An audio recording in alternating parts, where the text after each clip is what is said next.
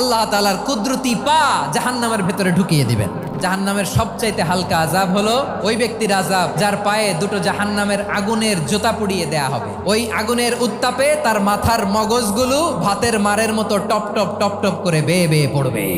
এইটা যদি সবচেয়ে লাইট পানিশমেন্ট হয়, সবচেয়ে হালকা পাতলা সহনীয় আযাব যদি হয়, তাহলে ভয়ঙ্কর তোমার আযাবের কি অবস্থা হবে? জাহান্নামের অবস্থা এত ভয়ঙ্কর হবে, জাহান্নামের ভেতরে লক্ষ লক্ষ কোটি কোটি কাফির মুশরিককে দেওয়ার পরেও জাহান্নাম বলবে হালমিম মাজিদ, আরো আছে নাকি, আরো দাও, আমার ক্ষুধা নিবারণ হয় নাই।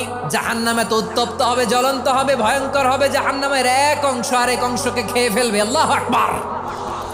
জাহান্নামের রক্ষী ফেরেশতারা কি করবে তারা নিজেরাও বুঝতে পারবে না। কোনো কিছুতেই যখন জাহান্নামকে শান্ত করা যায় না, আল্লাহ তাআলা তার কুদরতি পা জাহান্নামে ঢুকিয়ে দিবেন। দেওয়ার সাথে সাথে জাহান্নাম থেকে আওয়াজ আসবে, কাত বিইজ্জাতিকা ওয়া বিকারামিকা, আল্লাহ আপনার ইজ্জতের কসম, যথেষ্ট হয়েছে, আর লাগবে না। সুবহানাল্লাহ বলেন।